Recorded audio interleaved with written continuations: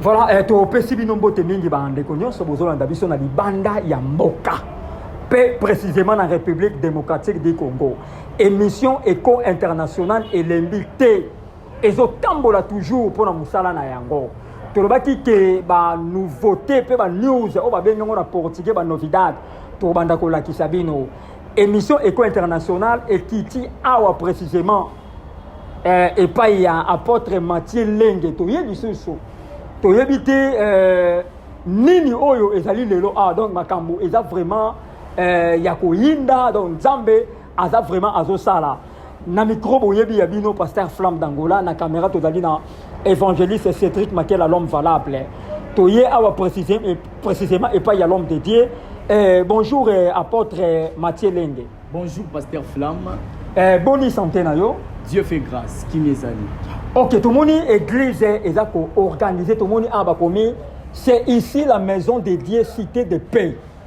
Donc comme il y a église oyo l'homme de Dieu azokamba ezali cité de paix. Donc cité de paix ezali église oyo ezako organiser campagne moko monene le 28 juillet.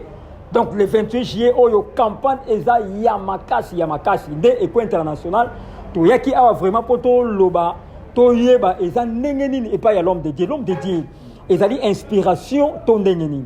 Oui eza inspiration eza message eza prophétie oyo Nzambe apesi na ngai mosali na ye pona bakangami bakangwama pona babeli babika campagne oyo tozo organiser yango na sentiment te mais tozo organiser yango parce que eza premièrement prophétie oyo Nzambe ye moko apesaki wuta année passée na 2023 tozo organiser campagne oyo premièrement pona yo ozo talangai campagne oyo eye kaka pona bana matetete eye kaka pona tomba te mais eye pona mutu nyonso olukaka Nzambe asala olingaka Nzambe aloba quelque chose na vie na yo na invité na campagne oyo yo ozo mona makambo ezo simba te ba problème e umeli ba année na ba année tozo benga yo oya ko assister parce que na kati ya campagne oyo ezala mabomba mi ebele o Nzambe azo préparer.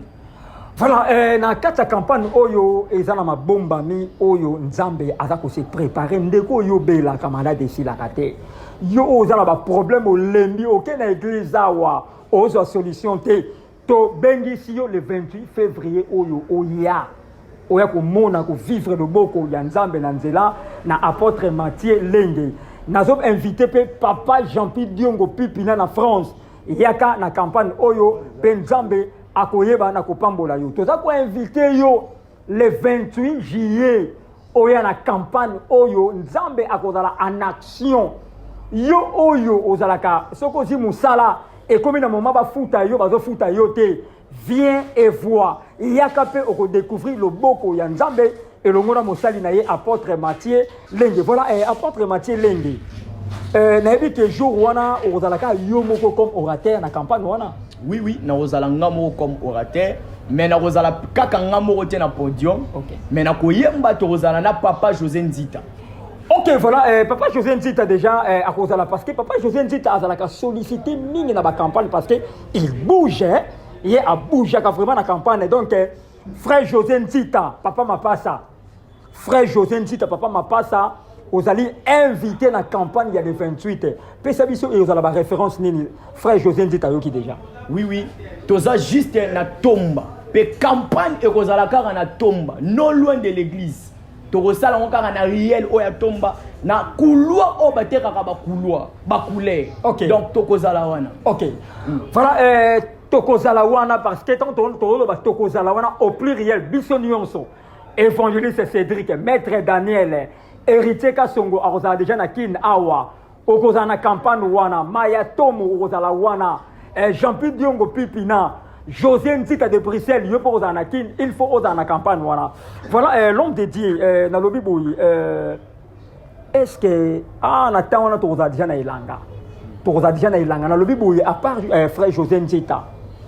Ils en a ba musicien mon côté surprise oyo bengi si à part frère José Nzita. Ba invité surprise bazali. Na koyo kotanga ba kombo na bango. Oui.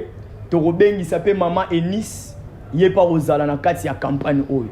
Petro bengisa basala nzambe mususu pe o bayembaka parce que ngana lobara moyembi nyonso aza prédicateur. OK.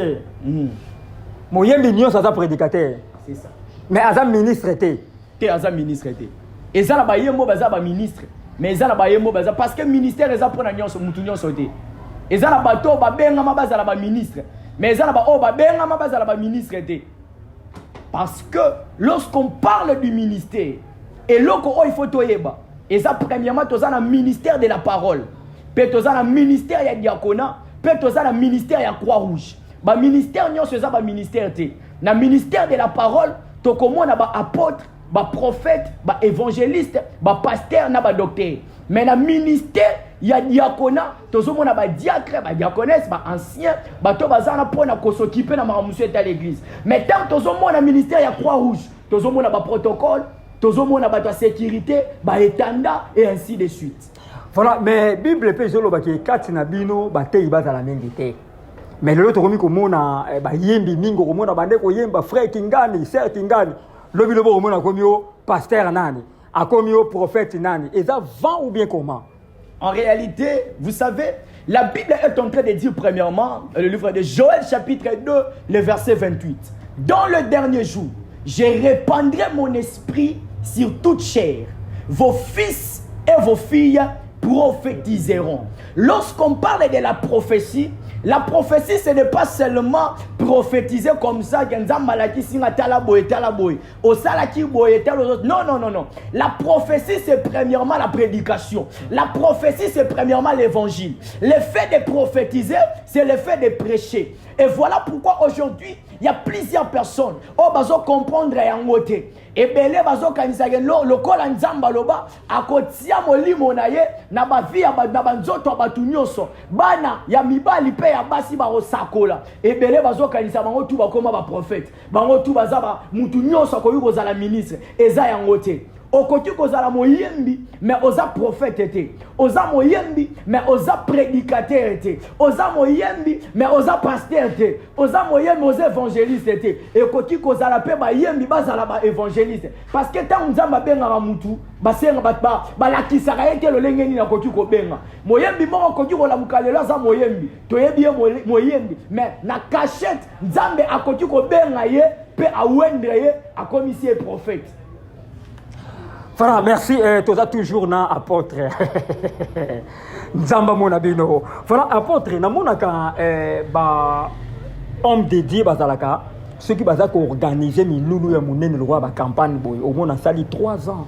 Il y a marketing, il y a propagande, il y a campagne. Une année il y a propagande, il y a campagne. Pourquoi yo à la veille kata boye au bandi propagande oyo? Pourquoi? Vraiment to bandi campagne oyo premièrement nzambe. OK. Tobani on a nzambe ba soutien vraiment la campagne za makasité. Ba soutien la campagne za makasité, ba soutien côté finance. Mais spirituellement toza déjà na soutien. Spirituellement toza déjà na soutien na biso. Jésus-Christ azawana. Et voilà pourquoi biso toza wana te premièrement pour na recopier. Biso toza wana pour na royora o nzamba zoloba. OK. Toza wana ba photocopie te, mais toza premièrement ba vrai. OK. Toza photocopie te, toza ba vrai, toza sala o nzamba zoloba. Tokoti kolanda o ndeko wana sala kite parce que ce to landie peut-être toko échouer. Mais biso to kolanda o nzamba zoloba pona biso parce que ye azaye biso toza biso. Peut-être ya zana nzambe mususu. Biso toza na nzambe o ya patience. Toza na nzambe o ya kimia. Tozo kene malembe na nzambe. Toyebi ke tokoma parce que yende mutu azo organiser yango parce que yende mutu aza premièrement auteur. Ya liboso ya makambo yango ya campagne. Toyebi ke nzamba ko sala ya minene eko salama pe makambo ya minene eko zanga mate ko salama na vie na yo. Voilà, Fondation Richard Mapoata. On a vu que jour wana la Fondation Richard Mapoata. Richard Mapoata TV en marche. On a vu que jour wana la pe musala na yango. HK Ozapé toujours na campagne wana. Voilà, l'homme dédié. Nalobi pourquoi tout le monde a na campagne? Tout le monde va envoyer et tirer à l'homme dédié à rotinda batu ba moto à mon ye. Ba payer $20, $10 à cause en aveugle. Au moins ba aveugle ba ye belé mais ba mona na ba mona bena un vieux papa. au moins papa mukolo hein mais papa c'est $20 à cause de un roi avec les oyaboui azuya bo muna kaka na moni sikoyo question oyo euti musika question oyo euti musika toujours kaka boss Timothée Munongo yeka bi atuni question oyo est-ce que babiloko bongo tango yo monaka yango bake basi muto oyo azarane normal à cause d'un infirme aye wana na bongi ko mitambola bien siko pona yo babiloko wana oza ko appuyer ngo bozo condamner yango nazo condamner yango pe na koloba boy en réalité eloko o il faut toyeba eza que avant Jésus-Christ aya ezalaki na 49 Jésus o bayaki okay. Jésus azalaki 50e Jésus o ayaki. Voilà pourquoi il y avait des gens qui avaient du mal à croire à Jésus. Et voilà pourquoi campagne autozo sala to kosala ngo lokola ba campagne mususu te soki na ba campagne mususu ba kosaki ba to maladie ya lukuta bayaki biso toza na posa ba to maladie ya solo baya po babika okay. Parce que Nzambe abengi biso premièrement to sala makambo e salamate Nzambe abengi biso premièrement po to kosa batute mais Nzambe abengi biso premièrement po to délier to libérer ba captif Nzambe abengi biso premièrement po to transformer ba vie et voilà na koyebisa yo eloko moko. Tant ozo à la campagne oyo yaka na idée que ozo za la visiter koya lokola mutu nyonso te. Vous savez il y a plusieurs personnes au bazo sala makambu wana ba benfirme lukuta ba maladie ya lukuta c'est belé parce que baza na monde ya foi te. Il y a ce qu'on appelle le monde de la foi. Tu peux avoir la foi mais tu n'es pas dans le monde de la foi. Et voilà pourquoi lorsque tu sers Dieu, tu dois faire l'effort d'entrer dans le monde de la foi. Entrer dans le monde de la foi, c'est devenir chrétien. Il y a plusieurs même pasteurs qui ne sont pas des chrétiens. Il y a même des prophètes qui ne sont pas des chrétiens. Il y a même des apôtres, chose croire, qui ne sont pas même des chrétiens. Un chrétien, c'est une personne qui est dans le monde de la foi. Très bien. Active ta foi et tu seras dans le monde de la foi. Et le surnaturel sera visible. Aujourd'hui, il n'y a plus le surnaturel. Parce que toute personne pense que le ministère, c'est un business. Aujourd'hui, il n'y a plus le surnaturel parce que tu vas à la concurrence. Que ça, la organisation, la campagne, pour approuver. Que ça, la séminaire, pour approuver. Mais lorsque tu es dans le surnaturel, on cause là pour la reprouver, mais on cause là pour la reprouver diable. Parce que la minute, tu es dans la bateau, tu vas na malade. Bato bazo kufa na ba cancer bato bazo luka makolo po batambola basela nzambe mais baza yango te ngabo naza premièrement témoin oculaire nazalaki na comment na bande ko luka premièrement makasi ya hotelema na bande ko préparer activité na nga ya jeunesse mais na bande ko bimate parce que nazalaki na comment na bande ko ka posa hotel mais nazalaki na comment na bande ko kokate ko telema ba photo ezali mais voilà pourquoi na ko ebisa eloko moko ezala ba vrai malade. Et ça, les gens sont belles solo. Oh, baza na posa ya guérison. Baza na posa ya théâtre. Baza na posa ya cinéma. Baza na posa ya série. Mais baza na posa ya vrai miracle. Okay. Voilà pourquoi la campagne Autozolobela, que l'on sache que tu es Dieu. C'est notre thème de cette campagne. Voilà, merci. Lentement ici, vraiment, toza toujours kakanayo, tozo kende mokiem ke vers shit ya makamona biso la campagne oyo. Il y a un papa.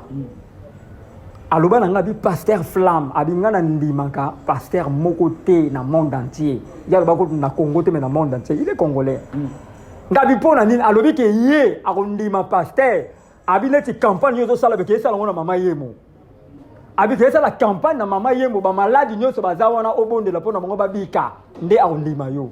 Pour répondre à une vraiment, merci premièrement pasteur Flamme pour la question et c'est qui sera moi moutier. Vraiment.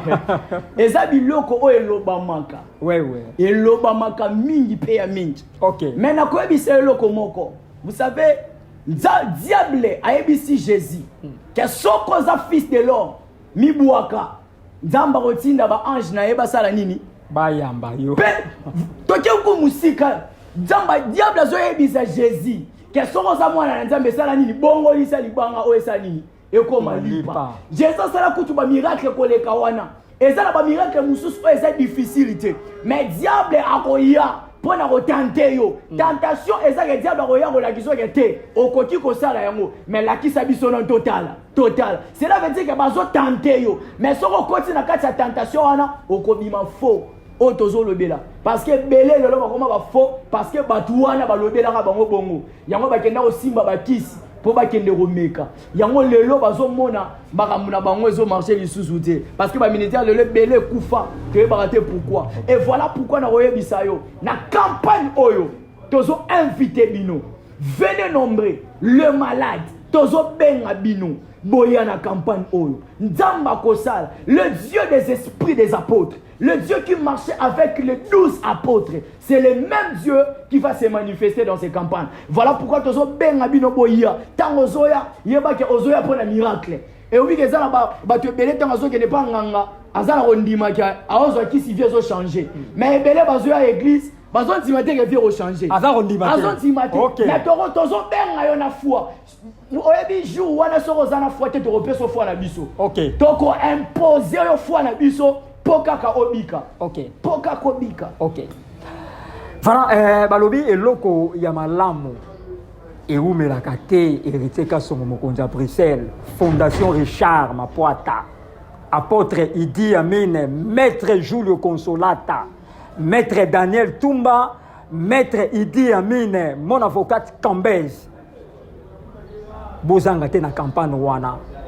Sœur Divine Losambo wana dali fiancé ya évangéliste Cédric Makela, l'homme valable. Je salue mon cœur, maman Joëla Flageau, c'est mon cœur. Bébé Miradi, le bébé de Papa Flamme, la star du moment. Voilà, l'homme dédié. Nous sommes arrivés pratiquement à la fin.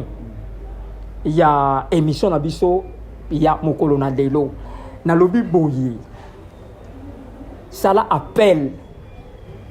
Yasuka na bandeko nyonso ba Holanda yo na 4 coins ya monde entier. Ça l'appelle final. Olobi nini na bango bazolanda yo. Na ba obazana ba hôpital, bazana ba prison, bazolanda yo. Eloko toko senga na bino to eloko na koki koloba pour na campagne oyo. Ezaka boya. Tozo benga bino boya na kati ya campagne. Ozala na Cameroun, ozala na Benin, ozala na Togo, ozala na Brazzaville, ozala na Gabon, topé na France. Okoki kozwa billet même il y a 2 jours hier assister na campagne pour zongi na yo. OK. Tozo benga bino boya ebele na campagne oyo Nzambe akoyeba na komi monisama. Il y aura les surnaturels, je vous parle de surnaturels. OK. Ezala bilo mususu oyo emona na akara mukolo moko. OK. Ezala makamusu Nzamba salara une fois. OK. Nzamba lakisa ka Moïse ka mukongo. Ti Bible ekoma na Apocalypse, mutu mususu amona mukongo Nzambe te. Ezala babilo esala maramba la moko. Très bien. Voilà, dédicace parce que pour notre clôturer, nous sommes arrivés à la fin de l'émission de la Mokonadelo. J'aimerais bien saluer mes filles qui me regardent aussi. Maman Laetitia, Maman Bébiche, Maman Nanon, que Dieu vous bénisse. Maman Aurélie, Maman Chanaya, Maman Grâce, maman Valeke Belé. Maman Frida Kapalala. Maman Frida Kozangate. Akozangate. Maman Frida, que Dieu vous bénisse encore. Que Dieu bénisse même toute la famille Moïse depuis les États-Unis. Que Dieu vous bénisse encore. Que Dieu bénisse Batou Nyonso. Oyo bazawana, oyo bayebi apôtre Mathieu. Naba oyo na bosani. Naba oyo na tangite. Bozala mutema. Nzamba lola azangate kobakisa ya mingi. Maman Irène, que Dieu vous bénisse aussi. Que Dieu bénisse tout le monde. Que Nzamba pambola lisusu papa Léon. Maman Irène, que Dieu vous bénisse. Maman Clémentine, Maman Kabenge, Maman Jolie, que Dieu vous bénisse encore. Que Dieu vous bénisse, que Dieu vous bénisse, que Dieu vous bénisse. Voilà, merci. Apôtre Micheline, que Dieu vous bénisse aussi. Voilà, Obosani, frère José Nzita. Papa José Nzita. Papa m'a passé. Papa m'a passé. Papa m'a passé. Que Dieu vous bénisse. Nabi ke okozala wana ya mingi rosalama nabi nzamba salela yo na mona même avant bota makutu. OK. Na mona pe makambo sala. Donc nabi ke ezala mambo belé autant rozala wana nzamba rosala mingi rolobezate. Je prie seulement que nzamba continue ko batela yo. Nzamba protéger libota, nzamba batela santé. Attaque mon côté et comme na santé na yo. Voilà, merci. On est là qui apôtre Mathieu Lenge. Campagne est allée le 28 juillet. Le 28 juillet Oyo. Donc, il faut rater le 28 juillet Oyo. Papa José Nzita. Papa José Nzita aux invités. Yomutu oko grimonté nini campagne wana. vraiment papa mapasa ozala wana nzambe apambola yo na pesi mbote na prophète Condé de Paris prophète chancelier Lema Mama Bijou Condé de Paris na pesi mbote na apôtre Idi Amin Linzoke Mbombo na pesi mbote na pasteur Vincent Makela na pesi mbote na prophétesse Nadine Mwadi et sans oublier prophétesse Baby prophétesse Grâce Nzambe Amona yo wana zali mwasi ya docteur JP Nzamba mona bino na pesi mbote na bana nyonso ya Vallée de Bereka bana nyonso ya de Rocher Sali na pesi mbote na Richard Mapoata fondation Richard Mapoata héritier Kasongo Mokonza Bruxelles Asile Moutale na pesi mbote na Depsi Mbimba na Bruxelles et sans oublier Jean-Pi Diongo Pipina Mona Bière Mayatomo Mayamoto ciao.